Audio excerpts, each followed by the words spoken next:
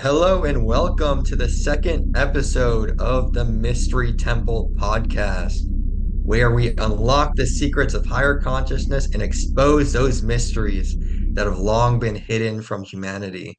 I am Mark Sabbas, and I'm here with my good friend and co-host Adrian. Adrian, you want to introduce yourself? Hey Mark, I am Adrian Solomon. Um, I'm a veteran, 51 years old, and living out of the Atlanta area.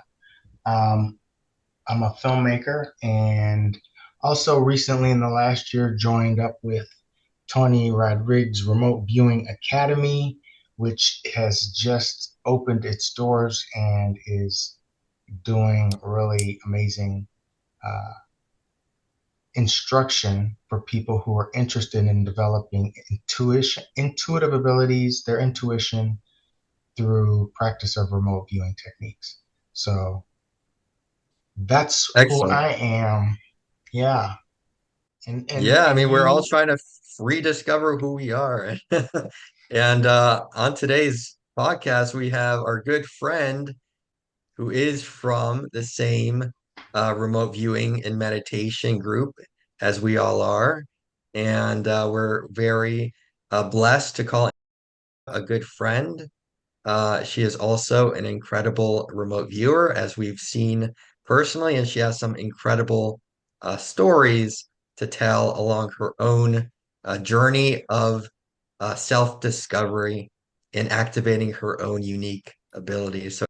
So, welcome to the Mystery Temple. Hi guys. Thank you.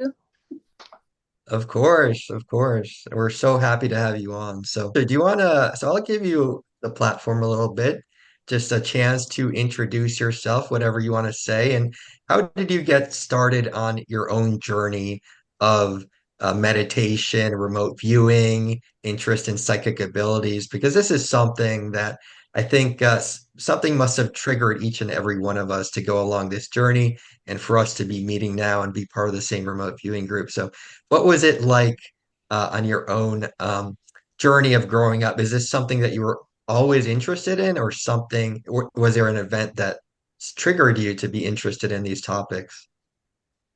No, I have always been interested since I was very little in all these strange and unusual things. And then as I got older, I tried remembering more about there's just like spots in my memory that bothered me because I didn't have it. It was like blacked out. Mm, So being stubborn, I said I'm going to find out what I don't remember. And so I just started writing stuff down, things that I did remember, things that I thought I remembered, um, the times that I don't remember. And then I'm just trying to fill in the dots and or connect the dots. So eventually, I mean, this is decades of me trying to remember stuff. And right. what happened one day was I was on Facebook and I had joined a group of, I think it was Q, I don't remember what it was. It was some sort of group that had like practitioners, Reiki people. It was just all these kinds of people together. And there was one lady there that her name was Elisa. I don't remember her last name. I have it.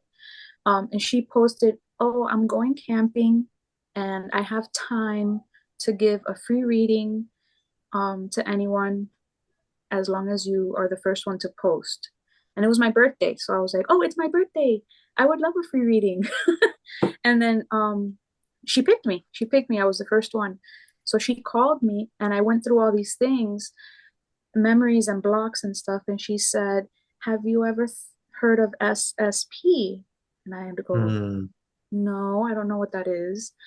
But when she started talking about it, I was like, "Oh, that matches some of the stuff that I wrote down." mm, The testing, the man with the suit, the nurse, like just weird stuff that I remembered that I thought was just weird random stuff. So she says you need to find Tony Rodriguez and listen mm, to him. I'm like, "Who is that? I don't know." She goes, "Trust me, just go YouTube. He's everywhere in YouTube." Back then he still had all his videos out. So I did. And it turns out that she was a, what do they call the people that do the hypnosis? the So QHT. I Q. think I know who you're talking about, Anastasia. Is this Elisa Herrera? I can look up Or the because email. she is a QHHT That's it. practitioner. That's the letters. Yeah. QHHT. That's her. That's her. Quantum healing hypnosis therapy. That's Which it. when they regress you, they take you under and have you basically tap into your superconscious or your higher self and have you remember basically soul level memories that you wouldn't be able to access through your limited, very limited conscious uh, mind. So, Yeah. so you underwent a QHHT session with no. No, no, because it was just she was camping and she just had the evening was open for her to just discuss. So she was just talking to me and I don't remember, it wasn't a hypnosis that she did because we were she didn't. But she did kind of I wouldn't say like a tarot reading, but she did talk to me a lot and she directed me towards looking into SSP. So I started doing all of that and I was like, "Oh, this is it. This is the thing. This is what I've been trying to figure out." So I went and saw all his videos and other people's videos because I just typed in SSP, what is it? A bunch of stuff came up.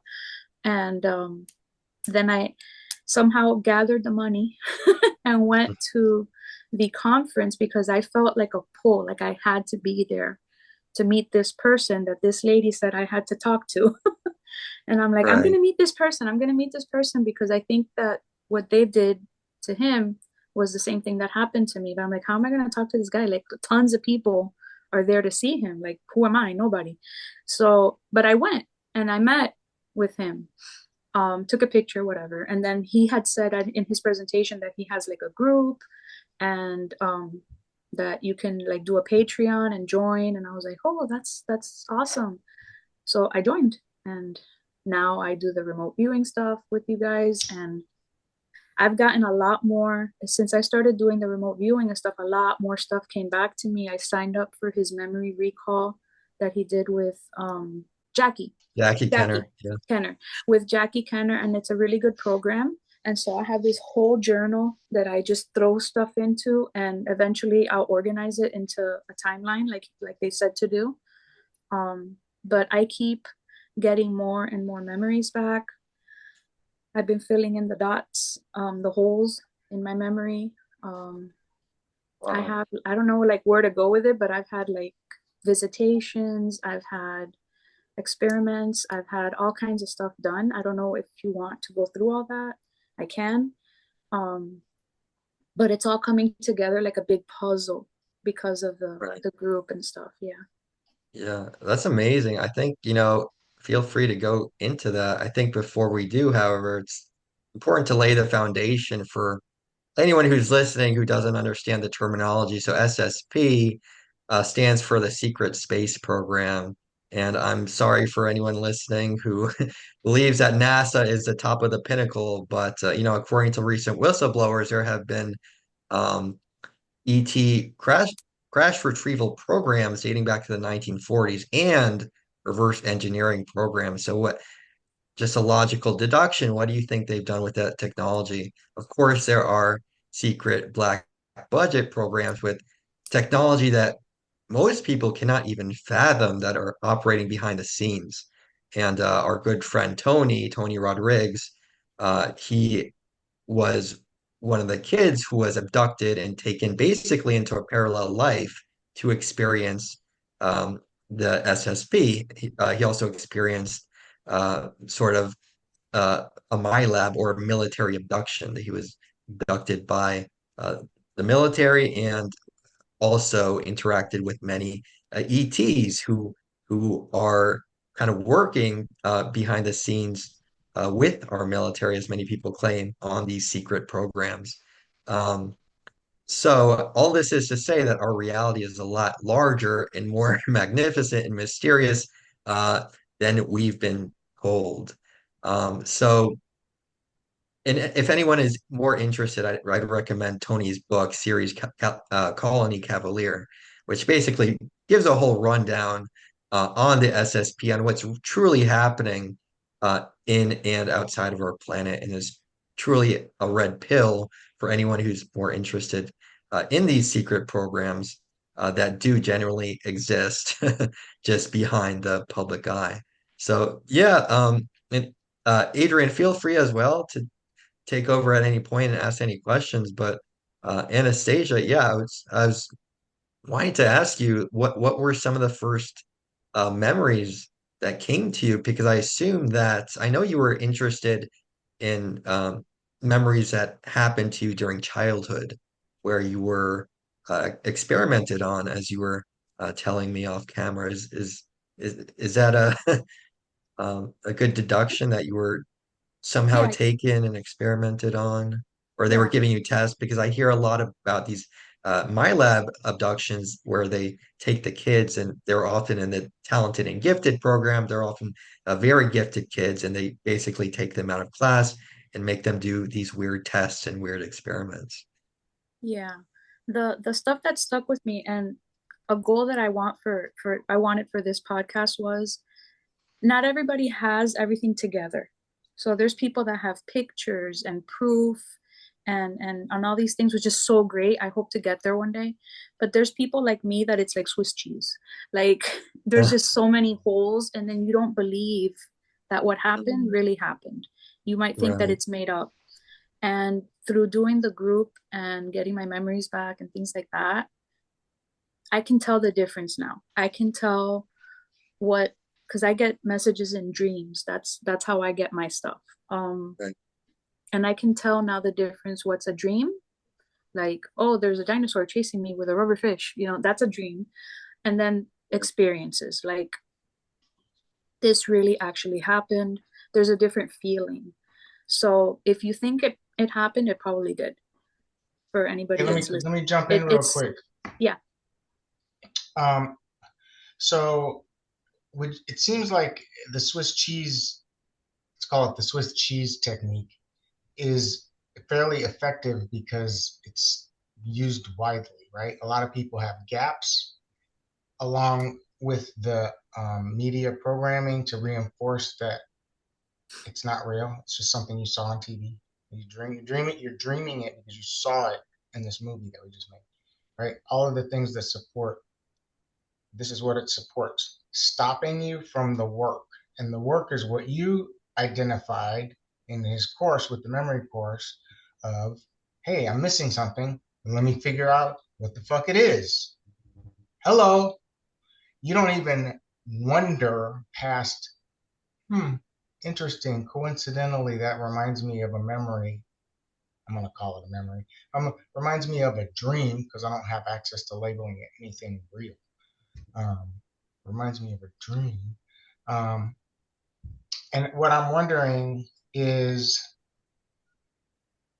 what specifically have you identified that takes you out of the game when you've been trying? Because here's what I notice: when people step up and they start asking, things start happening that makes it look like not a good idea sometimes. Like, why are you doing that? The first wave is just you don't believe it happened, right? That's how effective the Swiss cheese method is. You don't even question if that's a thing that happened to you, first of all. And if you do, because you hear Tony say, wait a second, this sounds like something that he's saying actually fucking happened. The thing I'm calling a dream sounds like what he's saying, that's not a dream, that's real. I'm like, wait a second. And this is what I did. And I was like, okay, let me take a look. And I looked and I was like, well, I guess that could have theoretically happened to me. A lot of things line up, right? The 20 years, the gifted and talented, the the contact memories, you know, you have enough boxes checked and you're like, ooh, now maybe I should keep looking. This is what I call the work. And what I'm wondering is, there's been times when I've stopped and there's things that I noticed: self-sabotaging, self-doubt, procrastination, life, external chaotic things randomly seeming to take you out of the game of working on yourself. What do you notice has been most effective when you're like, damn, I haven't been working on my project of me remembering myself for days or weeks or months. Like That was the thing that lit me up in the morning, right? I don't know about you, but I'm excited on Sundays to go to remote view and talk about it because it reminds me I'm not that weak person that I was believed to be my whole life. I'm very powerful, right? It counteracts all that programming, right? What would be enough to take us out? You know what I mean? A hurricane, like like Yes. Natural nightmares. disasters, definitely. Um, so like for me, sometimes something health-wise would happen, and my attention gets diverted to that, but to the point where I'm so worried about the health situation that nothing else. And I don't know if that's just me overthinking or if that's something that was put in there. Like, that's a good distraction. Let's have her amplify this so that she can't do anything else. Or I guess the religion thing comes into play too. Um, I would get scared when I was younger. Oh my gosh, if I'm looking at these things and studying these things, then I'm gonna go straight to hell, because they're not supposed to do that. And then I would get nervous about that when I was younger, and that's something that. But I've learned to put that aside. The health things, I deal with the health things, and then I keep coming back. Is the thing is like I have to keep coming back because I have to remember. But I think it's for everybody would be different. Maybe your computer stops working, or just life, or the kids are just fighting, or I don't know, um, just to divert you from that, or just people just saying, nah, that's not real. You saw that on TV, or you saw it in a movie, or you read a book and it was, it's in your head. But there's some things that just don't, they just don't like they just don't add up like that. I was very little when I got my first memories, and it had nothing to do with books or movies because I was little, and it was a long time ago. It wasn't, we didn't have the internet, and we didn't have all the information that we have now. There's no way I could have known the things that I knew back then unless somebody told me or taught me. So let So, me ask you this. Having identified that you need to work on yourself, that there's things that you could add and find that would make you more whole and complete, right? More grounded, more centered, more you, more uh, integrated, all of your parts together working in synchrony, harmoniously, right? This is a mission. We're all on this mission for harmony. What have you found is most effective at putting you back in the driver's seat after you've been taken out for a minute? Because here's what I noticed. I think some people aren't making the connection. Hey, I'm working on myself. What the fuck? I just got taken out of the game. And you're like on the sidelines. Like in Finding Nemo when he's in the turbulent the tunnel that pushes you through the water and then he gets kicked out. He's like, whoa, I'm out of this like wormhole and I'm just in space. Like, how do you get back into the flow, right? Once how do sometimes you get back? I'll take out my journal actually, and I'll start reading all the stuff that I wrote down. And it's like, man, I got a lot of stuff I got to fill in. I need to get back on it, you know, or going to the meetings helps. The different remote viewing things, or sitting and doing an actual remote view. And there's never a shortage because somebody always has something they want people to look at, whether it's in the group, outside of the group. They're like, oh, can you see this for me? Can you see this for me? I'm like, oh, I need to sit down and do this. So let's do this. And then that gets you back in the, that's what I'm saying. The groups are so super helpful because otherwise I just let life take over and I wouldn't have that outlet, you know? Um, I wouldn't have that outlet.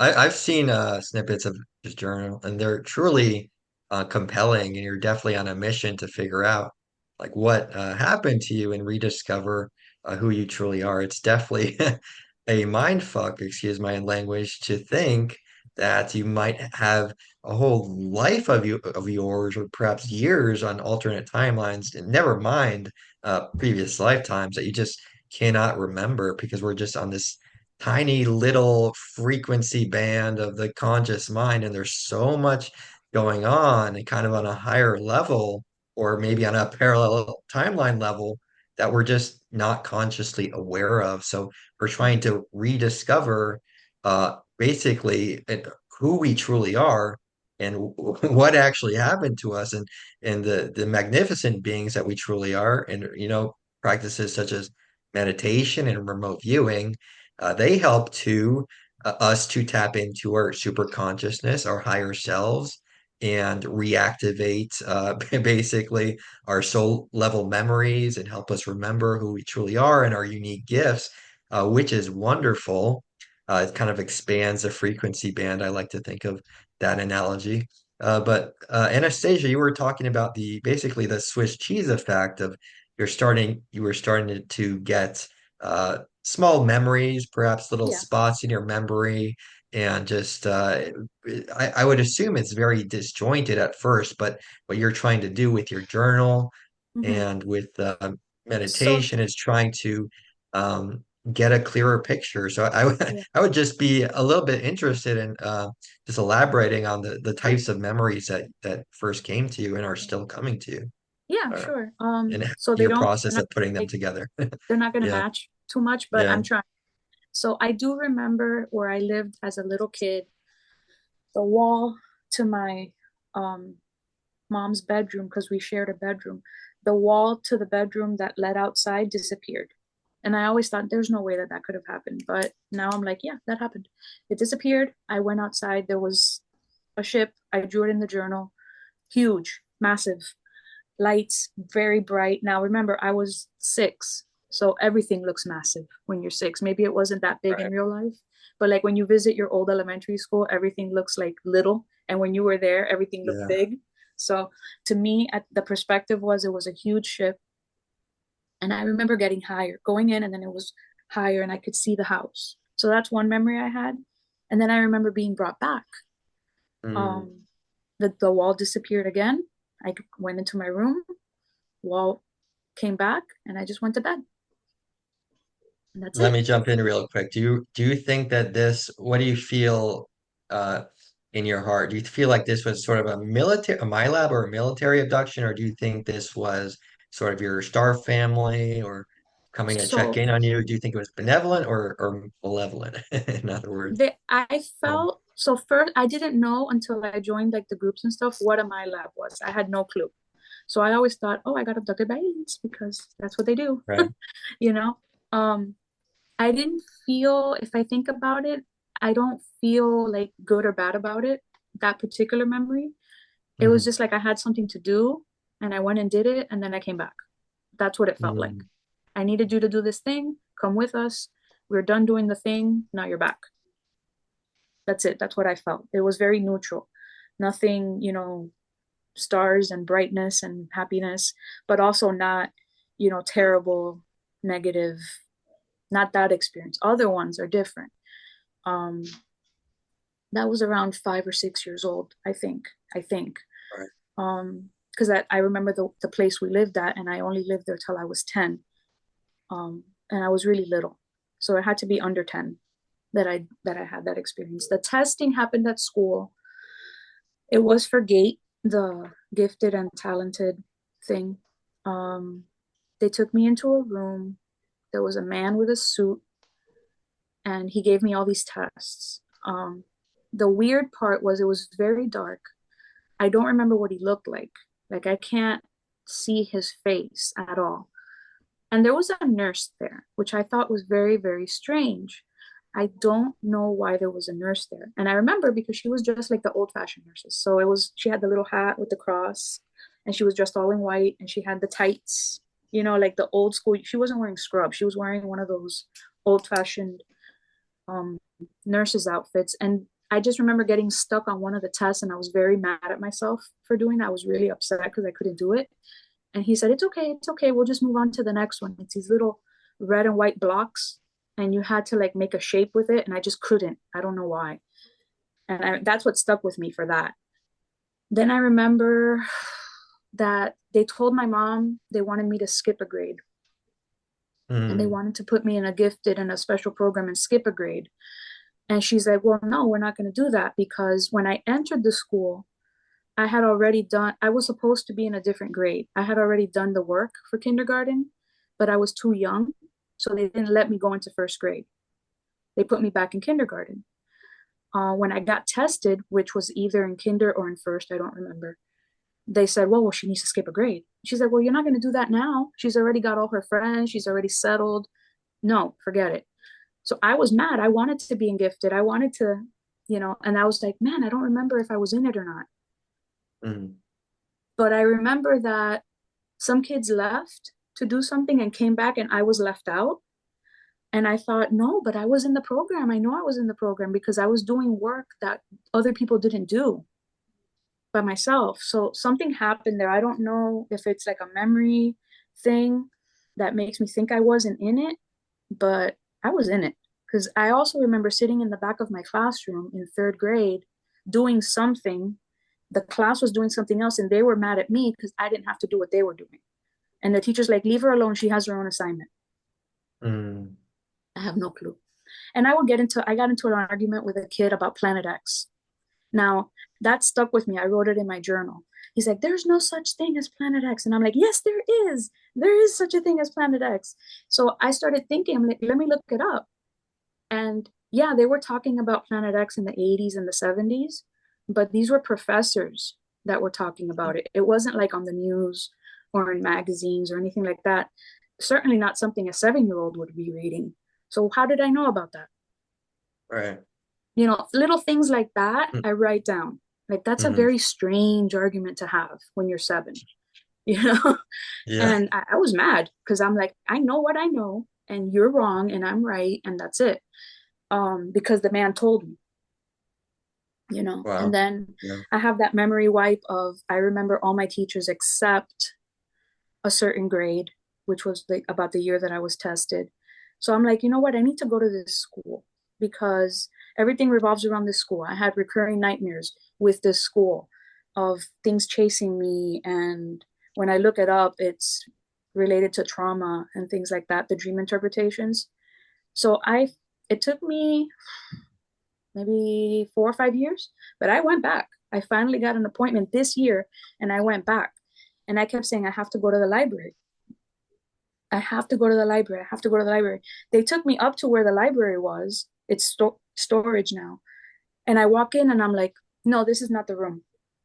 Just immediately, I go, no, this is not where I need to be. Is there anything else up here? It's a very small second floor. Then there's a little office to the side. And I walk in there and I felt like somebody punched me in the gut. And I was like, oh, this is the room. What is this? Well, it's the psychology, the psychiatrist room or counselor, the psychologist for the school. That's where they have their office. Um, the lady that took me upstairs said that was the old counselor's office and he wasn't a very nice person. And that's all she Mm, told me. right. That's all she Yeah. told me. But Wow. I don't like it. Everything else in the school was great except up there. I don't know what happened up there. And I'm still trying to put it together. But I get more and more clues all the time. Hmm. Um, and there was one that involved you, actually, because Adrian made a target for our group that Hmm. you want to talk about that target? Because you made it. It was about finding Which, who we are. Yeah. oh yeah, I was just thinking Adrian, go ahead. about that. I was just gonna say the background to because I bet a bunch of people are wondering, how are people connecting these dots, right? How do you connect the dots? Research, QHHT, remote viewing, tarot cards, your guides, a medium. Like, what's the answer? How do you get, how do we do this? And I wanted to point out that we've come to this point together, helping each other get here. And like you said, so I did make a target to remote view in the remote influencing course, where we heal people and try to get people's lives on track, right? I made a target that was out of the box, right? The intention was whoever chooses to look at this target, something to the effect of, you'll be introduced to some of your galactic family and allowed to remember your soul's mission now. And what happened, whoever viewed that had huge shifts that week.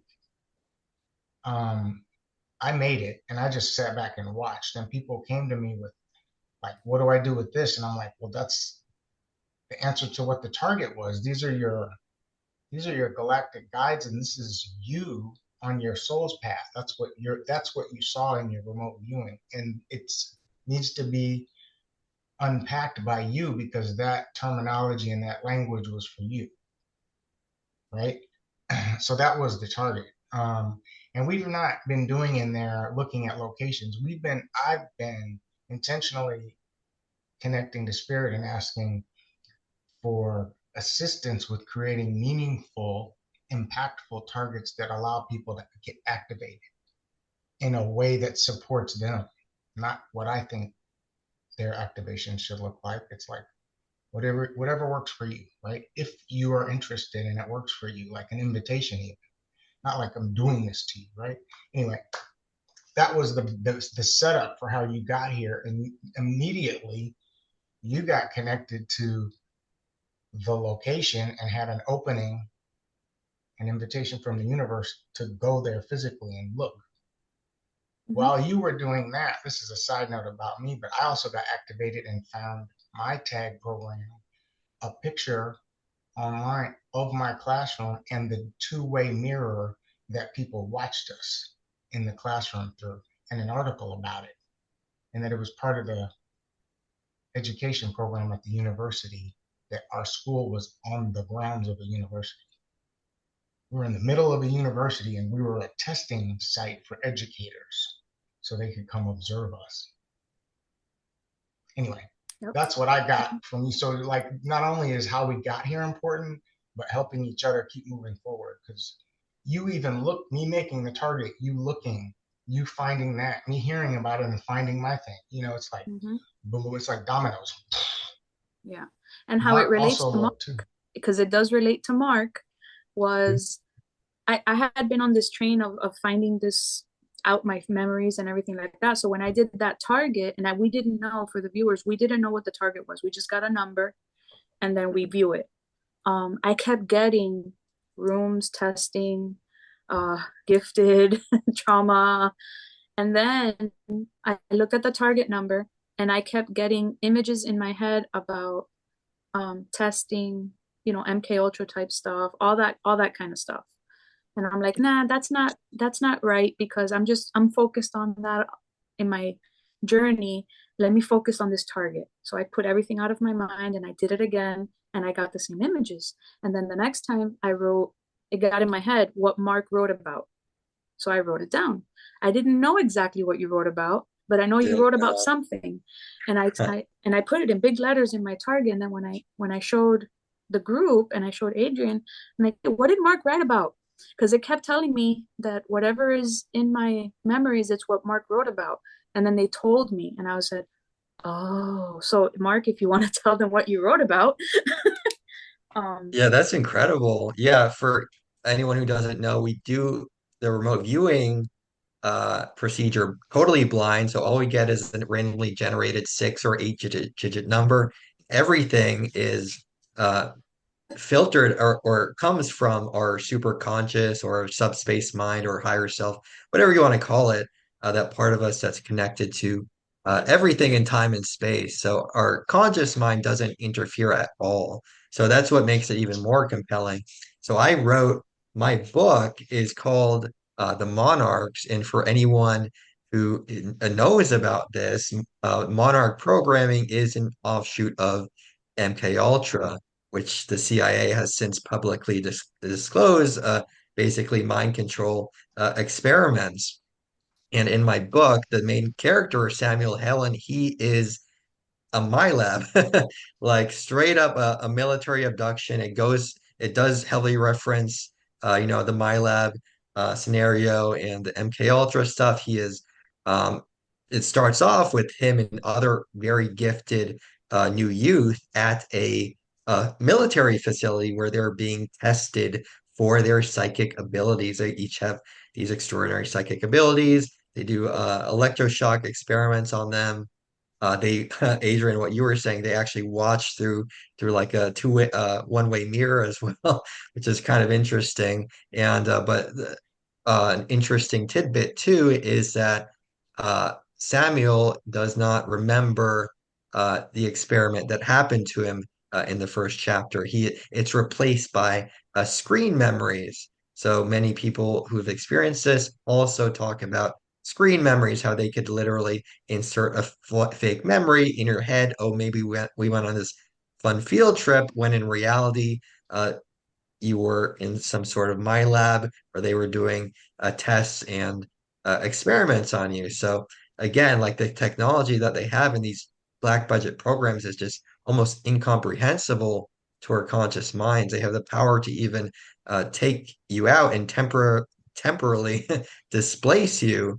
And of course, also cloning technology is real. Like that's not even that far of a stretch. Yeah, if they could clone a sheep, they could clone a human. There's programs out there that we just probably can't even comprehend with our limited mode of thinking, but they have technology that could basically do anything and displace your current self onto an alternate timeline. So do you think that that's what happened? Because that's what Tony writes about, that he basically was temporarily displaced on a alternate timeline, and that you could spend years on, and they have the technology, again, working with these ET groups to insert you back into your present timeline. So I know you talked about being abducted. Do you think that So anything like that happened to you? I'm What do you start think happened to you? I'm You starting know? to think so because some of the abductions that I remember, because they went from when I was little to recently. So they haven't really stopped. And I've had abductions where they've taken me from my house as an adult, like now. And Right. I've had abductions where sometimes it's medical. So I went up there and there was these little grays. I mean, it's like the little grays are running around doing their work. But then there Right. was this other dude, and this dude was like human, but he was too tall to be a human. Like he was really big. And I looked Mhm. at him and I'm like, dude, your costume is very off because humans are not that big, not even Shaq. You're massive. What do you look like? What is going on? And he's the only one that talked to me. And it was, in here. He didn't speak, but I could hear him in my head. Say, well, if I showed you what I really looked like, then you'd really freak out. And I'm like, but I Right. already know what you look like. It was instantaneous. I'm like, I already know what you look like. And it Right. was a very tall, muscular looking, scaly dude. But he looked kind of humanoid. There's a picture, and it was funny because they used it at GSIC. And I go, that's the guy. That's exactly what he looked like. Very tall, Wow. very muscular, um, very smart, you know, but reptilian looking. And whatever, he stuck a needle in my back, and it was very painful. I've had needles stuck a lot of places for whatever reason. Um, I've been shown children that I have, like about Yeah. 14 of them. Yeah, and they're all different Wow. ages. They showed them to me all at the same time, and they're all different ages, but they all kind of look like me. I was actually Mm. holding in the dream, I was holding my son, the one that I currently have, and he looked at me, he goes, all these people look like us, because he looks like me. All these people look like us. I thought I was your only baby, is what my own child told me. And I go, I thought so too. I don't know. And then Wow. it was just gone. But they showed me that. Um, I have problems from that, reproductive situations happening, which other women might have complicated reproductive problems and systems and trying to get things back into balance. It's probably because of those programs. Right. Um, I have memories of that I'm changing into like a suit and I don't know why. And I'm in a hangar but there's no airplanes. So, and it's space outside. And I'm like, where's the airplanes? This looks like a hangar. I was like, well, we don't do airplanes here. And there was a girl and she looked at me, she goes, don't you remember? And I'm like, no, why am I here? I have to go home. I have a child. I have a job. Like, what are you doing? It's like, but we've done this forever. We've been together since we were little. We do this all the time. Don't you remember? I'm like, man, I don't know. I Right. don't know what you're talking about. I don't remember nothing. And then she's like, well, we'll be right back. We always go and then we come back and it's like that. Don't worry. Nobody's gonna miss you. Mm, And I'm like, okay. So I put on the suit, I go somewhere, and then in an instant I'm back, changing back, and then they put me back. wow. Where did I go? I think I've been to the moon. I think I've been to Mars. Only those two places. I don't remember any other places. I don't remember being there, but those stick in my head. Moon, Mars, Moon, Mars. Right. And that girl, like I could draw her if I knew how to draw, but I can't draw, so I can't. But she had like short hair, kind of reddish. But she says she's known me since forever. And there was boys Hmm. there too, and we're all about the same age, Wow. adults like we are now. And she said we've been together forever, and we do this all the time. They need us for something. We go, we come back. Right. I've had them come to my house, sit by my bed. Um, Hey, they I got came a and saw quick my question. son in his crib. Like I've had a lot of experiences, Mm, and they just don't talk. It's like talking to a wall with these little ones. It's like talking to a computer. They don't respond. There's no emotion. The only one that ever talked to me was the tall one, and he really didn't want to talk to me. He just had a job to do. But I saw through his whatever it is, and he, I guess, responded. But they just went on and did what they needed to do anyway. right. Hey, can I ask So, a quick yeah, question? Yeah, go ahead, Adrian. yeah. I'm wondering, actually, two questions. One, I think I forgot. Oh, so I have this sense, in addition to Tony's testimony, that there may be a variation that some of us are experiencing where our clones, we've been cloned and consciousness split, but it's not active 100%, maybe. Like it's put back on the shelf, and maybe when we're, I don't know, I would like to say it had some timing to do with our sleep, but I don't think it necessarily does. I think I just wonder if the cloning process allows people to be put in a standby mode and just activated at random rather than, you're on a 20-year consistent A to B, time from time A to B. Oh, I wonder if there's like another program where you're pulled out temporarily and then you're put back on the shelf, like hmm. pieces on the board that aren't always in play. Just a theory. My other point I was wondering is where you're at in your process with if you're at the level of identifying like what the programs potentially were named or about or any of that, if that's like a step that you're heading toward is like identifying. I'm trying to because the memories are like different. So I have abduction memories where I think they needed me to do something. Like when we went to moon, went to Mars, was wearing the suit, they take and they put me back. There's those types of memories. There's the memories of that they're doing something to me, like with the needles and stuff, medical, genetic, I don't know, probably. Um, there's the memories of the school where I don't feel safe in that room. That might not have anything to do with the program. It might just be that particular counselor was not a good person for whatever reason. Um, there's memories of the other part is like the occult stuff. So I don't know how to like word it, but I don't really watch like dark movies because it feels really, really bad to me. And it's not all dark movies because I watched Poltergeist and I watched, The Birds and I watched Psycho, I watch those.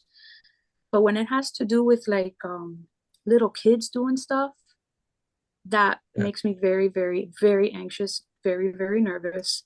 And I almost ran out of the movie theater once because I went with a bunch of friends to watch Halloween, the one where they show him when he was little. You know which one I'm talking about? The Rob Zombie one. And when he starts just going off on his whole family, I'm just like, I, I can't, I can't watch it. And people are like, oh, you're just being stupid or you're just being silly or, don't be scared. I was like, I'm not scared. It feels different. You know what I mean? So, and in school, I remember I used to draw a lot of stars, a lot like pentacles over and over and over and over and over again. And I got very into learning about occult stuff. I mean, you can see it behind me. I joined a group. We never did anything bad. I always steered clear of the dark groups. But I did learn. I learned about energy and meditation and all this stuff and the nice stuff about it. But in the back of my mind, I'm like, be careful with that other stuff. Don't even go near it. Don't do it. Don't even entertain it. Right. Because remember what happened before. That's like something that I got in my head. You know, it's like, don't, I felt like they made me do stuff that I didn't want to do, or at least watch things. And whenever I see things like that, I get like I'm shaking now just talking about it. And then I had a memory. It was one Halloween, and I wanted to dress up like a I wanted to dress up like a white rabbit. That's another story for another day. I was obsessed with Mhm. Alice in Wonderland and the Wizard of Oz. I don't know why. I think it's part of that program stuff. But I wanted to dress up like the white rabbit, and I was so excited. And my mom started putting the white paint on my face, and I hit the floor. I just boom. I just fainted. I fell, and I said, "Oh my God, are you allergic to the smell of the paint or something?" I don't know. I always thought it was an allergy. I thought, oh, I was nervous because what if the kids laughed at my costume? You know, that could be part of it.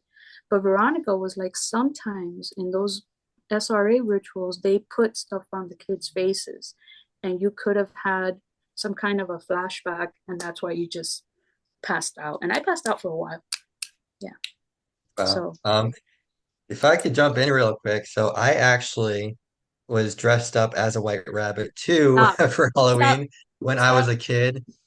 And the first chapter of my book, and I didn't do this consciously, I did it subconsciously, I think, but it clearly references a white rabbit and has Alice in Wonderland references. And You're keeping since me then, in. yeah, if you read it, you'll figure that out. And since then, I've learned that that is a huge kind of that and the Wizard of Oz are heavily used in MK Ultra. So, okay, so yeah, I was saying that symbolism is heavily used in the MK Ultra programs.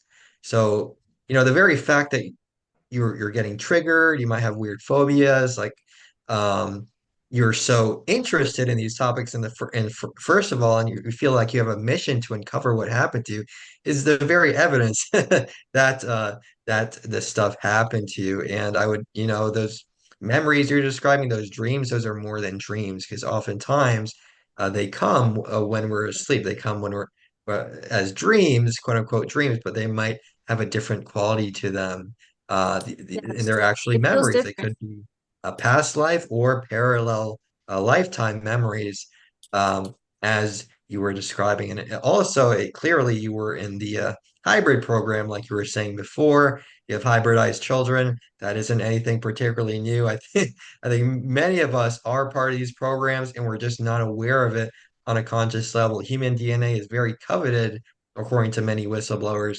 by these ET races.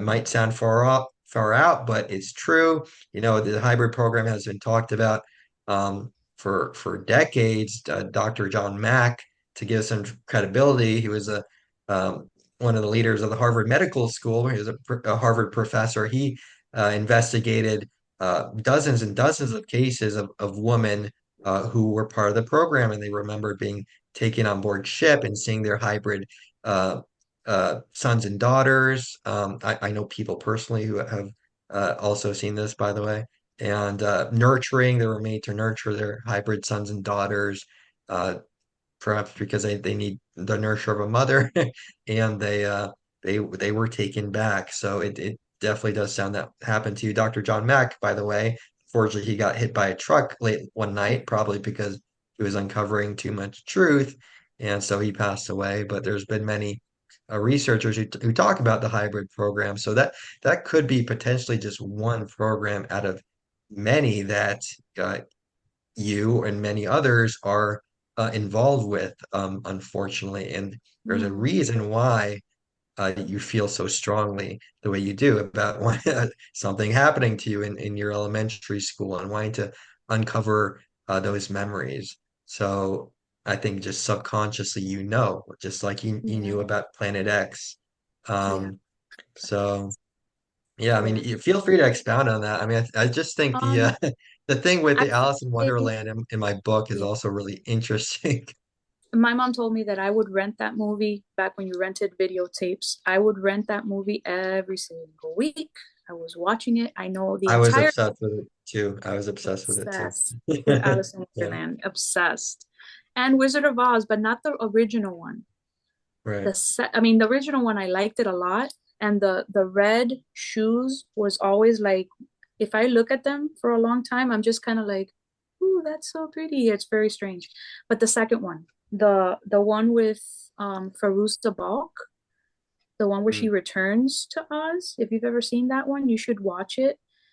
mm, Or maybe not, because it might be triggering. But there is a part where they take her to like an asylum and they hook her up to like machines because they thought she's crazy. And I remember machines, I remember just, like I said, fragments of things. And some things have nothing to do with the other. Like one of my dream memories is I'm in a car and this guy is driving me to take me to some other guy. Both of the guys are like Eastern European, maybe Russian, maybe I don't know. Um, the guy that's driving me doesn't want to do it because I'm a kid and he just needs the money. And I'm just looking around like, where are we going? Where are we going? And then I get in my head that they're selling me to this guy. I don't know what these, and then I don't know what happens after that. But then there's like aspects of like dream stuff in there, that makes me think that this is fake, but everything in the dream except for the dream part feels like a memory. The right. other part is because I saw some people, I saw like TV stars that were looking for me. I'm like, why would they be in here? This must be a stupid dream. But it was actually the X-Files guys, the lady and the guy, and they were Mm, looking for me. They were looking for me, and I was like banging on the window trying to get their attention. But they kept driving me, and I told the man, I'm like, listen, don't worry about it. It's happened before. It's not your fault, I guess. You're doing what you have to do, and I'll deal with it, whatever happens. And he's like, but you're just a kid, man. I'm like, well, what are you gonna do? He's not a good dude. He's gonna shoot us or kill us if we don't hold up our end of our bargain here. So we got to do what we got to do. Like I was very grown up for a kid in that yeah, situation. Um, but that's something completely different. That reminds me of like how Tony had some time in Seattle, which was completely different than Peru, which was completely different. That's why I was like, oh, this must be like for real then, and maybe this kind of stuff does happen, and I'm not crazy. Even though right. some people might think I'm crazy, but I don't think I'm crazy. No, and Um, Tony was also involved in like hidden occult groups as well before he went off planet, which is probably what you were tapping into. And occult, for anyone who doesn't know, just means hidden, so it hidden, doesn't necessarily mean bad, but there's a reason why you were so heavily interested in these types of topics. You're trying to, and it does sound like, whether sometimes it's tough to when dream memories come to you, is this a parallel alternate lifetime? Is this the same lifetime? Like parallel timeline? Like, well, were you like because I think I know at this point that we're just tiny fragments of a much greater, I guess you could say, soul entity with so many different incarnational extensions, whether in other lifetimes, could be off planet even, or it could be like parallel lifetimes with the SSP stuff that we were drawn into. We could be doing missions on ships when we're asleep and just not realize that we could be, in that what it sounded like what you were describing with popping in and out of consciousness almost. And I've heard that described as well with other experiencers. It's almost like maybe your conscious mind just uh, popped in for a little bit and you couldn't remember like the mission you were on or who you were, but the other person was there trying to remind you, hey, we do yeah, this all the time. Like, yeah, you're doing missions. Like this is something that you're involved with, even if it's on an alternate timeline. So yeah, I kind of wanted to expand on Adrian's question. Like, do you do you have any like you're still figuring out, which is great, which is what so many experiencers are doing, but do you have any idea of what you might have been doing, say on the moon or on Mars? You say you were involved with, uh, or you were just you just know you were I experimented just know on. I went. I'm not sure Yeah. what I did there.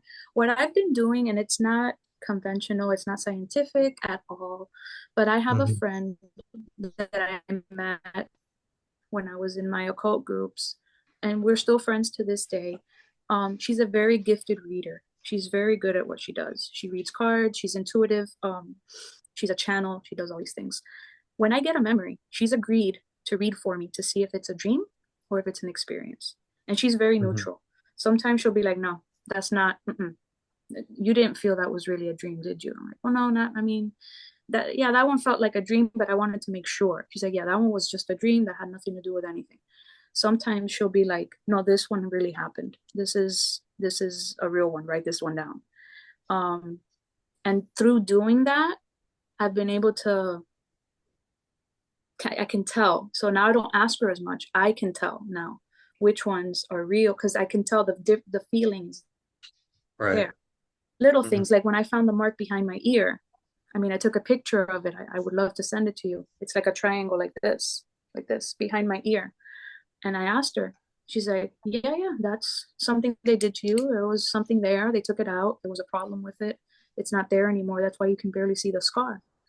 Okay, cool. And when I was in the circle, I remember that they called me goody two shoes in the circle because in the group because I never entertained any of the dark stuff. It's like been there, done that, don't want to do it anymore. And Right. it wasn't like I did it that I wanted to. It's because I know what it is. But when I came back, I said if I ever get involved in this stuff, I'm gonna learn both sides so that I know what I'm dealing with. If something Mm. bad is around, I can get away from it. I don't want to deal with that anymore. That's why I'm very good at doing the protections when we do remote viewing. I can tell when there's somebody there that's not supposed to be there, and I know how to get rid of them. So for that, I'm grateful that I was in the circle. Um, but it brings out a lot of weird people, man. We had a lot of weird people come to our events and stuff, and I'm like, I'm not dealing with that guy. I'm not dealing with that lady. They're like, oh, but why? I just feel it. I don't been there and done that. Don't want to do that no more. And yeah, that stuff kind of freaks me out. There was something else I was going to say, and now I forgot. So if you want to keep asking questions. I mean, we could tie it into remote viewing and the psychic stuff, like Oh, the because psychic stuff. I think I Adrian feel was that many people making in a these list. programs, yeah, they're like in the programs. Do you feel like you were tested, first of all, for psychic ability Yep. in these programs? And also, do you think that kind of relates to your own innate uh, development of your psychic abilities in your in the current here and now? Oh, Yeah. I I have a lot of things that I can do, and I don't like talking about it. And Adrian's like, you should talk about all the things because all the things are so great. But it's mm, funny, I went to a lady that muscle test. I don't know if you don't know about muscle testing. They'll ask a question and they'll do like a muscle test on you. And it was just for fun. And she went down the line of people. Well, let's see what gifts you have. Oh, well, you're clairaudient. Yay, that's so great. Okay, let's see. Oh, well, you're clairvoyant. Very good. Good for you. And some people had like two things. Oh, you can see things and hear things. That's so great. So then it's like my turn. I didn't want to go up. I mm. was very like, I was like, oh, I don't want to go up. I really don't want to. So oh, come on, come on. Fine. She muscle tests. Oh, you're clairvoyant. Oh, you're clairsentient. Oh, you have a lot of clairs. It's like, and then she looks at me, she goes, are you okay? And I'm like, No, not really, you know? And she's like, that's a lot she looks at, she goes, that's a lot to deal with. And I don't know if I was born that way or if they taught it to me in the groups. Right. I don't know. I think because of my family history on both sides are very gifted, both of them, my mom's side and my dad's side. I think it just in the children in us, it just culminates in this. We can just do a lot. Even my son um can see, can feel, and it's just a lot. My grandfather was a dowser. That's what he did for a living. He built wells, and he didn't think he was special. He's just like, when there's the water. That was it. He didn't think he was anything magnificent. Hey, His mother hold was a on. You healer. said you said when the and then you cut off. Can you say that Oh, statement when again? he called them palitos, sticks. So he Hmm. goes, oh, when the sticks go like this, you make the hole, and there's the water. That's it. It's like you're cutting lumber or making a house. He didn't think he was anything special. His mother was a folk healer, and she didn't think anything of it. She's just like, oh, this is what's wrong with you. Let's fix it. You know. Um, but yeah, I have a lot of things that I can do, and the only reason I believe it is because one of them is like that little foil thing that I showed you, and it turned. So that's a physical thing that I can actually see that's Right. happening. So if And you're that's talking true, about then it has to be. telekinesis. Yeah, that if that's moving, then that means that yeah. Yeah. Yeah. I mean, Anastasia showed us both that video, and it was pretty incredible. And we could personally attest from being in the same remote viewing group for I've seen her absolutely nail blind targets. That's, again, all we know consciously is a randomly generated number. And we get details that we could never have even consciously imagined, not in any universe, just like we saw in our meeting yesterday. Yeah, that's pretty incredible, Anastasia. It sounds like we're each on our journey of reactivating our unique abilities and finding out who we truly are. Because I feel like we're purposefully kind of dumbed down, for lack of a better term, in this society where don't even have access to, who we truly are. We're taught that we're just these physical meat suits. Consciousness is just a byproduct of the brain, nothing more. We don't have any special gifts. We might not even have a soul. When in reality, the exact opposite is true. We're these magnificent beings, spiritual beings that are temporarily experiencing this tiny little vessel. But in reality, we are timeless awareness, and our consciousness is connected to every point in time and space. Hence, we have these abilities. Hence, we could remote view because the universe is alive. It's everything is consciousness, and everything is connected. So that was more of a statement than a question. But Adrian, Gotcha. you are a military veteran, and you do have. I mean, this is Anastasia's interview, but what's happened to you is fascinating. You do have memories that you yourself have experienced that were not part of the quote unquote regular military duties, and you're trying to recover those as well. So I think we're all on this journey. I wanted to ask you since you're in the military, because this has always been something really, really weird that I didn't join the military. Um, they wanted to recruit us, they tempted me with a saxophone. It's like you can join the band and we'll give you a free instrument. My mom was very sick. I couldn't just leave her. But in my group of friends, I am the one that is just prepared for everything. I have my sack. I have a tourniquet in there. I have Israeli bandages in there. I have like all these things in my backpack. They're like, why do you need that? I go, I don't know. I just need to have this pack. And it's super heavy. It's like 10 pounds. I take it with me everywhere. It's very weird. Um, I have like painkillers in there. I have all the pads, the gauze, bandages. I have everything. Why? I don't know. I just feel like I need to have it with me all the time. And, when my friend cut her foot, we were on an island and my friend cut her foot on the beach. Who did they call? I'm here swimming to the boat like I'm some freaking Navy person. I'm swimming to the boat, grabbing my back, coming back, wrapping her foot, cleaning it. I was like, what the hell am I doing? How do I know how to do that? How do you know how to do that? I go, I don't know. I just do. And it's weird because maybe that has to do with because what am I? I'm just like a mom. Like I'm not a veteran. I'm not in special forces. I'm not anything like that. But I teach self-defense and I know how to shoot and I have a rifle. Like I have all these things. Like if I was some sort of military person and I'm not, I'm the furthest thing. I can't even run in real life. I'm terrible at running.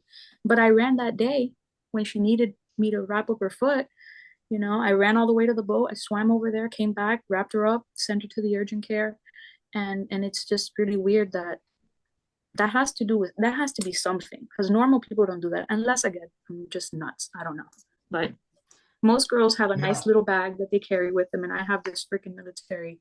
the No, satchel. that's related. So the other weird thing that I do is I love the weather. Another strange thing. I analyze it. I look at the tracks and the storms and where they're going and the wind and this and that. And in my group, whenever there's going to be an outdoor activity, they all check with me first. They're like, "Can we go? Is it going to rain? Is it not going to rain? Is it going to be too hot, too cold? What is it?" And I always thought that was funny. I was like, "Oh, I just like the weather." But then I started getting back together with my dad's family. I didn't really grow up with them. We weren't close. And I saw that there was a storm on the news, and I'm like, leave that on, leave that on. I want to see what's gonna happen.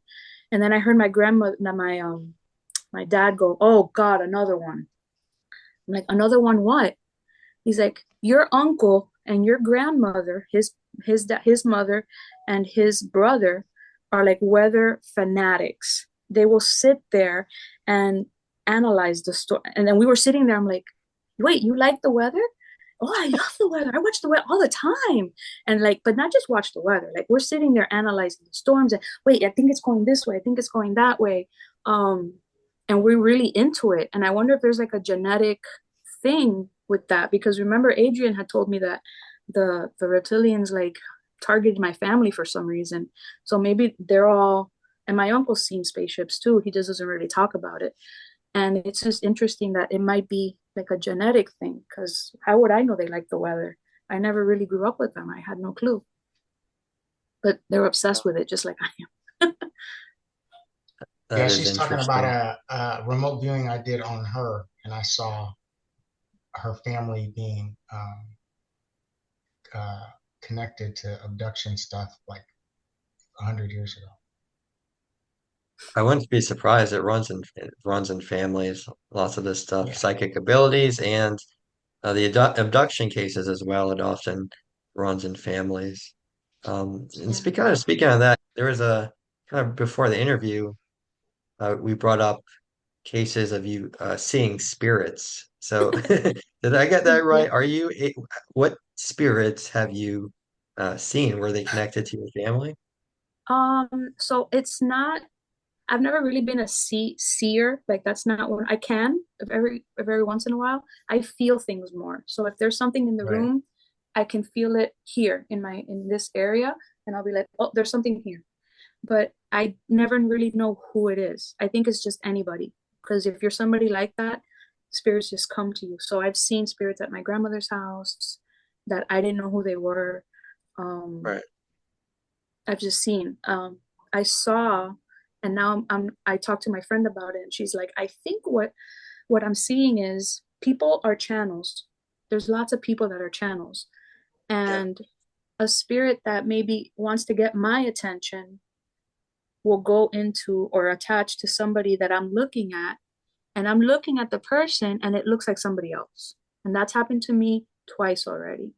The Mm, first time was at my mother-in-law's house. I saw my father-in-law sitting on the sofa, but there was like a person there, like a real life person. This wasn't like transparent or whatever. And I'm like, he's sitting right there. Like he's right. sitting right there. I didn't know what to do. I didn't know what to say. I didn't want to talk to him. It was freaking me out. Um, and then Wow. somebody came in from outside, and then the person changed. Like the father-in-law was gone, and the person that was sitting there for real came. I'm like, oh, I must have just misseen. I didn't see you right. I thought it was somebody else. But last Thursday, I was with my son at an event, and I saw a man, and I go, huh, look at that. I haven't seen that guy in years. That's so weird that he's here. He doesn't even live in this town. And then he was with a woman, and I'm like, wait, but that's not his wife, and that's not his kid with him. Those are different people. But so I look back at the man, and I'm like, no, but that's him. I know him. He looks just like him. But that this one, I saw like a person, and then like the person that I was seeing was like on top of him, like Mm, like I saw two people at the same time. And then he went away. The next day, I was told that he had passed away. wow. Somebody's like, "Oh my God, guess who died?" Like last week. Last week, the man died. Guess who died last week? I go, who? She said the name. Mike. We'll say Mike. Mike passed away. I'm like, who now? Do what? What'd you just say? He's like, Mike passed away. And I said, I just saw Mike. at the ice skating. Listen, I don't know. No. No, Uh-uh. ma'am. So yeah, that was really weird. So that's happening more. And my friend says that I might be getting more psychic. That happens sometimes. And I think it's because of all the activations that happen when we talk to each other, when we do things, like things get, things start popping off, like you remember that you can do these things. So now I'm not going to freak out if I see two people on top of each other. I'm just going to be like, okay, there's somebody coming through. Right. The last one that happened that really, it's really hard for me to talk about. So I was at my friend's house and her mother was there. And it's funny to say that her mother and my mother have the same name. They both have the same name, which is very weird because it's not a very common name, but they have the same name. My mom was killed in a car accident years ago, like 3 years ago. Um, she was there. Her mother was there. Her mother is not a very touchy-feely person. She's kind of like, I've known my friend since I was 12, and her mom never hugs me or anything like that unless she has to. She comes up behind me. She doesn't say a word, and she just starts doing it, not talking. She's just like holding me and holding me. And I'm just sitting there like, this lady never touches me. Why is she doing this? But then I Mm, started feeling like, oh, this is, and I said my mother's name, will say Maria. It's Maria, but it's not this Maria. It's the other Maria. Oh, I'm getting the feeling right here. Me wow. too. It was my mom coming through her, Hmm. hugging me. And 3 days later, my father passed away. Oh So my she goodness. was there comforting me because she knew what was going to happen. Right. My dad was already dying. He had cancer. And she's like, I guess like in a few days, this is happening. Let me do this. Let me hold my baby because she's going to go through a rough time right now. And I'm feeling like I feel it right now. I feel it right now. That means somebody's here. It's probably her. Right. Um, and I can just feel it. And I'm just not going to deny when I feel things like that because I know what it is. It's somebody's here. Somebody's, you know, and then she just left. She just walked away. And I go to my friend, I'm like, your mom was just hugging up on me. And she goes, she doesn't even hug me. I go, I know. That's so weird. Ah, Her mom is very, you know, yeah. I'm Doesn't like, Oh yeah, your care. mom wow. was hugging up on me. Like she hadn't seen me in years. And I didn't say anything. Like I had to let that happen. And a few days That later, was my dad died. So that's like the spirit things that I get mhm. that happen to me. That's incredible. I would continue to urge you to trust those feelings because feelings are often more accurate than sight. Yeah. And what we do in remote viewing as well, we stretch out. It's kind of like what the Jedi say, stretch out using our feelings. Often, remote viewing can be kind of a misnomer because we use all our senses and it's really what we feel at the target. But wow, that hit pretty, that hit home pretty hard. And that's definitely Yeah. very powerful. 100%. That just, I feel Yeah. it right now. That I was, have that a was, that, lot of those types of stories. yeah. There was one where my dad was in the hospital. And again, I never know who it is. Mhm. Sometimes I can take a guess. I was sitting there and I'm like, ooh, someone's here. I didn't say it to him because I didn't want him to freak out. He sees things, but he will get really nervous about it. So I didn't want to say anything. I'm like, oh, somebody's here. They went and took him off to do a scan or something of his kidneys or whatever.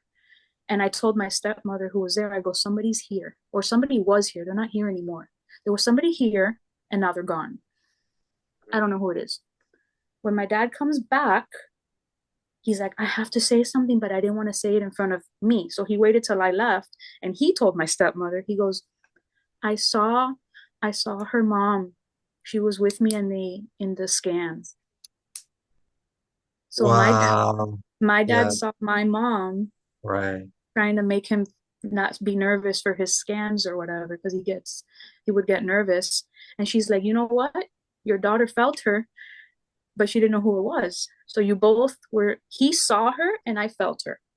So that's like the different, and we at the same time, but I didn't want to scare him and he didn't want to upset me because she had passed away. So we didn't say anything to each other. We both told my stepmom and then she relayed it. And he's like, oh my gosh, I can't believe that she was there. she helped me and she made me comfortable and I wasn't scared. And he's like, well, yeah, your daughter saw Sounds a, like, yeah. yeah, your innate clairsentience, mediumship gifts, and clairvoyance are coming online just as they are for many of us. And yeah, continue to trust those feelings. It's very comforting when you feel, maybe a presence of a loved one and you trust what you feel in your heart. I mean, again, we're in these tiny frequency bands. We can only see a tiny fraction of a tiny fraction of the visible light spectrum. And there are entities, I've experienced this as well, kind of all around us, or spirits or different beings. I think many of these beings and entities or spirits just reside in another frequency level that we have to kind of expand our perceptual bandwidth to tap into. That's very comforting. It does And I sound hope like your that mom is one that of your guardian school, angels. I'm Yeah, sorry, yes, she is. Sorry to interrupt you.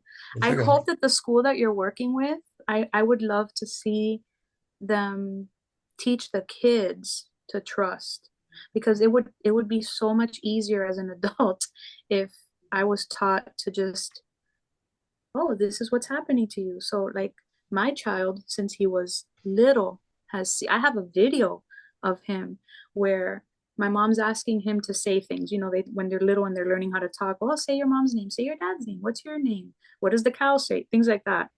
She was asking him to say my name and my husband's name. And then you see him like in the video just zone out and he's staring somewhere else.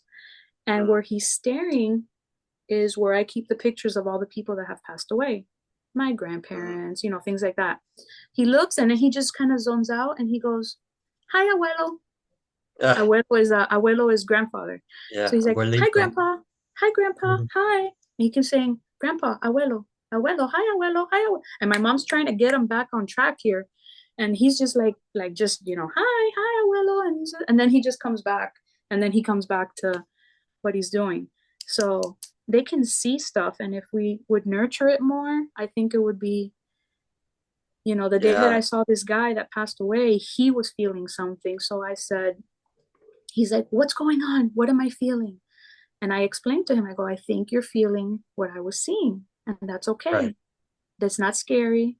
I asked him, "What do you feel? Do you feel it's scary or not scary?" He said, "I don't think it's scary, but I don't want it around." I go, "Okay, so what can we do?" So he asked my mother, my father, and my grandmother to surround him because he felt nervous. Yeah. And he goes, "I Wow. asked abuela and abuelo and abuela Ia to, you know, surround me until I felt better, and then I went to sleep, and then everything's okay." I'm like, perfect. That's exactly what you need to do. But I don't think we do that to kids enough. We just tell them, no, that's nonsense. You're not Not seeing. real. It's your imaginary friend, right? Correct.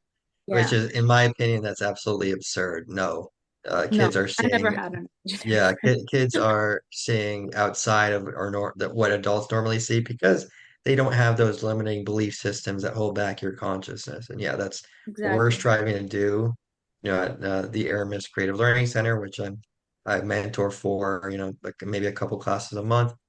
We do strive uh, to teach the kids to trust their intuition and what they feel and use exercises such as meditation uh, to tap into their innate gifts before they're turned off by societal programming and limiting belief structures. So Yeah. she's very lucky to have a mother like you who's Thank you. open to fostering his innate gifts and curiosity. I Uh, do teach them about that. We have these are really cute actually. These are little children animal cards. And you pick a card and it gives you like a little message. It's really cute for kids. Um it says like, be a friend or learn from your mistakes, and it has like an animal on it. Really, really right. cute. The lizard says to dream, little cute little things like that. What I don't tell him, and he has no clue, is about all this SSP stuff, abductions and stuff like that. I don't think that that's anything for him to know about right now because he's too little. Yeah, Maybe when he's older, and that's another reason I want to write the journal.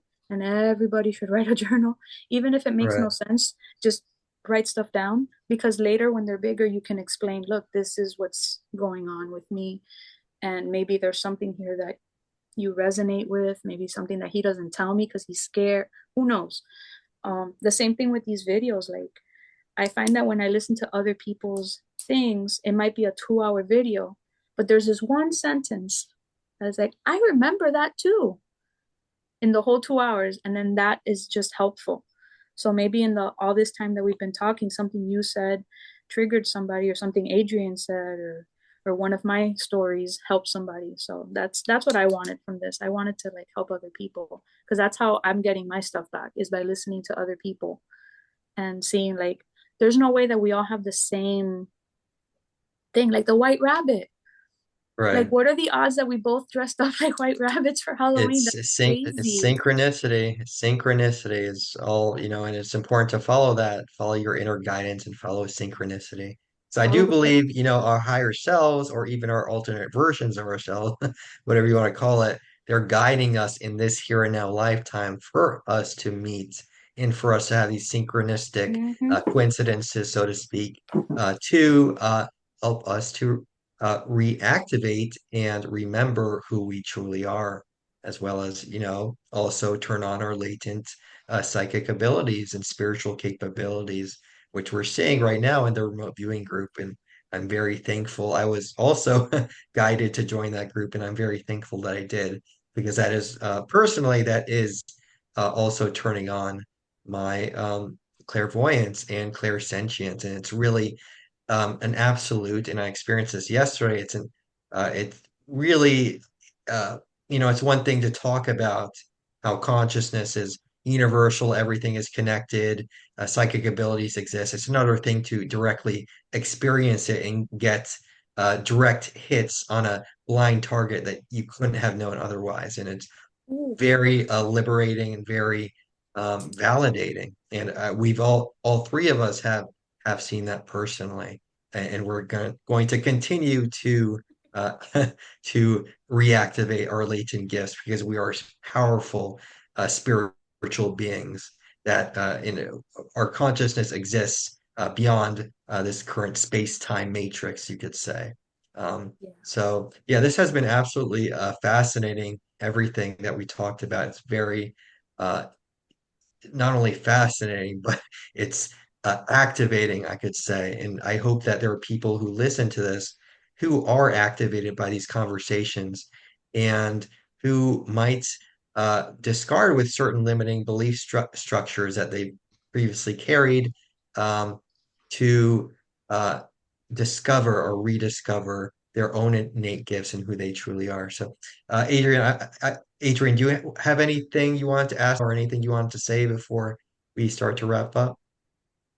I do want to say one thing. I want to thank for sharing, and with the intention that we all have to share and activate and help people remember who they are for the ultimate goal of being empowered, true, authentic self-empowerment.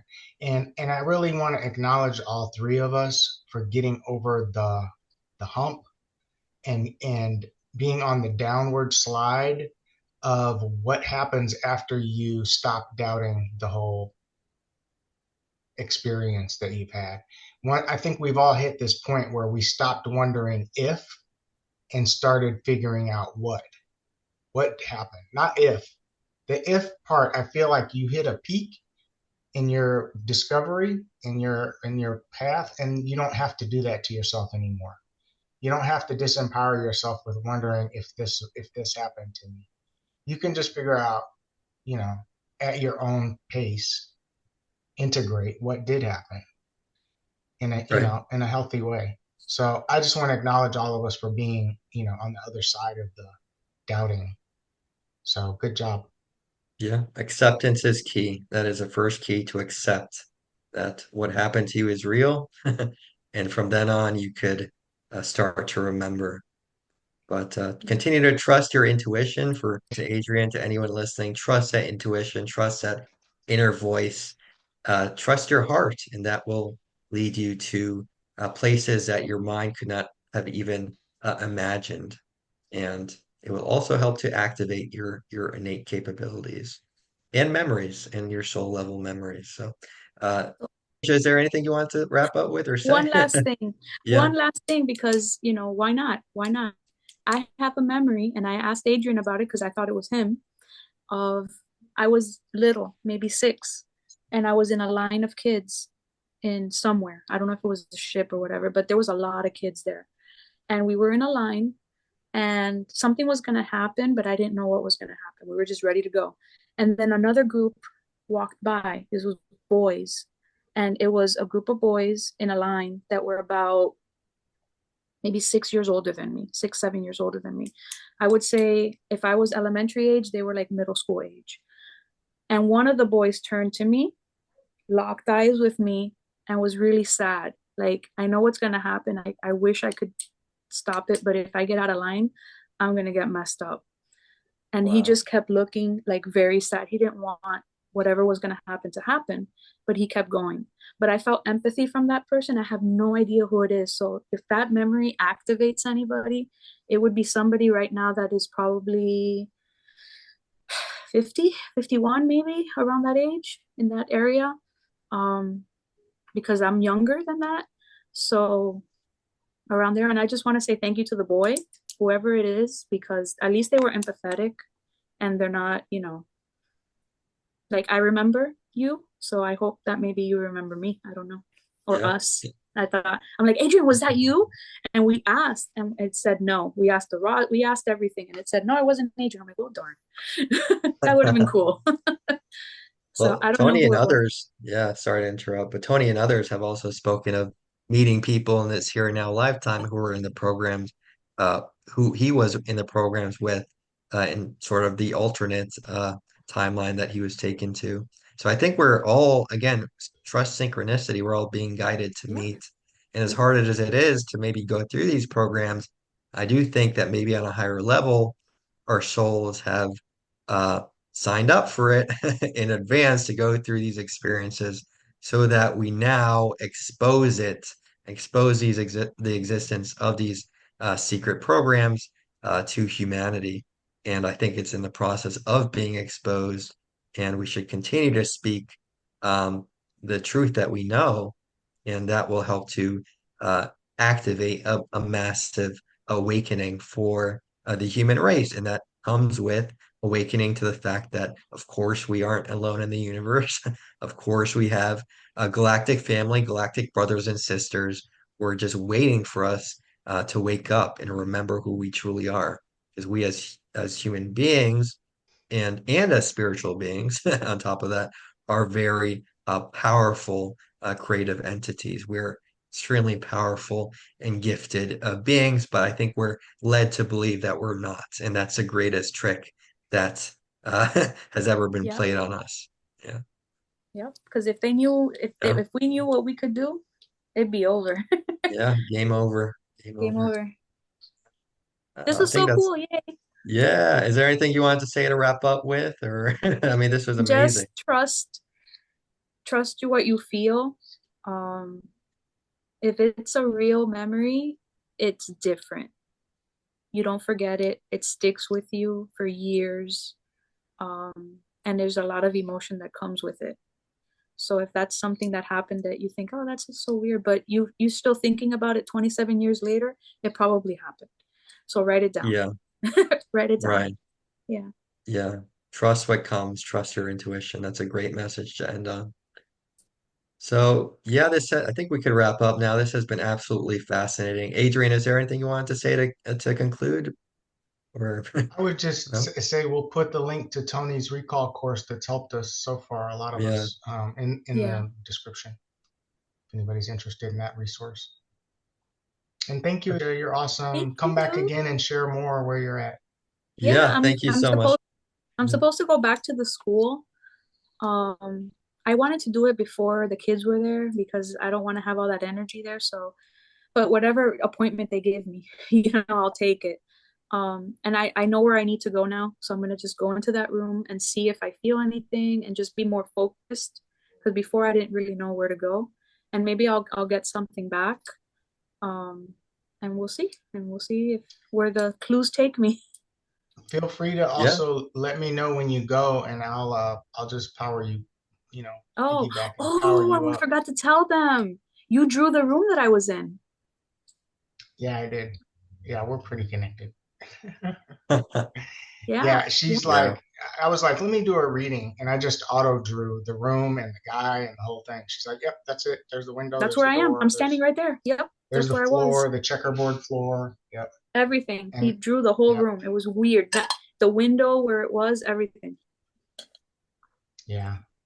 Yeah, Hmm. people when we activate each other and key in on our abilities, we can really help each other fast.